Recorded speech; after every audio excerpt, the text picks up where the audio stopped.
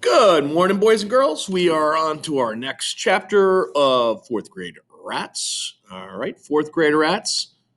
We are on to chapter 8, and it is known as training camp. And if you recall where we left last, Joey trashed his room, and Suds finally said, "All right, I'm bored. I need to be a rat." And so he's ready. He's ready to make it happen. So on to training camp. Here we go. We headed for my house, training camp. Joey was my coach. First, he said, that crybaby stuff, it's got to go. It's got to go. How? I said. You still have your ET, don't you? Sure. My parents had given me the videotape movie for my birthday. I'll bet you start bawling every single time ET dies, don't you? Well, follow me. We stuck my ET cassette into our VCR and ran it fast forward. It's kind of like a DVD. We used to watch them way back in the day, by the way, boys and girls. So we stuck it the VCR, hit fast forward to where ET dies, or everybody thinks he dies. As usual, the waterworks came on. My eyes, my cheeks were like Niagara Falls. Joey would punch rewind, stop, play, ET died again. I cried again. So it went on, time after time after time, until on the 22nd try, Joey ran his fingertip across my cheek and nodded, dry. He turned on the light and got in my face like a doctor. Your eyes are a little watery, but nothing's falling out of them. He held out his hand. You're on your way, rat. I gave him 5. Next was spiders. Joey found one, trapped it in a paper cup, and brought it to me. I was sweating and shaking. Hold out your hand. I can't, I told him. You want Judy Billings to like you or not? What if it's a black widow? I shuddered. It's not. Or a tarantula. It's a little White House spider. Hold out your hand. I can't. It won't move. Joey made it move. He grabbed my hand and dumped the spider onto it. He was right. It was a little White House spider. But to me, it looked like a tarantula. I screamed, ah! Flipped it away. When we got to the 9th little White House spider, I was still flipping, but I was doing it silently.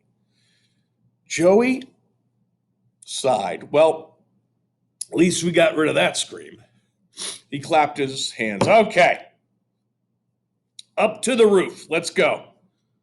No, I said. Move. I went upstairs like I was walking to the gallows. Even more than spiders, I'm scared of high places. Joey stared me to my bedroom window. He made me open it. Out! Out, he said. No, no. Outside my window is the roof over our front porch. No way, I said. I sat on my bed. I'm not going out there. I finally did agree to do it under 2 conditions. 1, I take off my shoes and socks to get a better grip on the roof. 2, we tie me to a rope. We tied one end to the rope to the bed. The other end, good and tight, we went around my chest, under my arms. I climbed out and I sat on my windowsill. Out to the very edge, he said. I lowered myself from the sill. I sat on the roof. I dug my fingers and toes and rear end into the pebbly shingles. I inched forward. My heart felt like an exploding football in my chest. I was halfway to the edge when the sidewalk below started to get wavy. Then the bushes got fuzzy.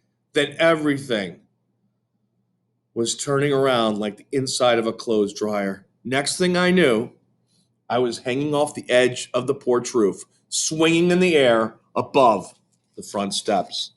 There he is, right there. Ah, oh boy. Now, is that what being a rat is all about? Sounds like fun, I guess. All right. Just then, Zipper Nose came out. The look on her face said, I'm imagining I see my brother hanging from the roof. I'm having an hallucination. Call somebody, I told her.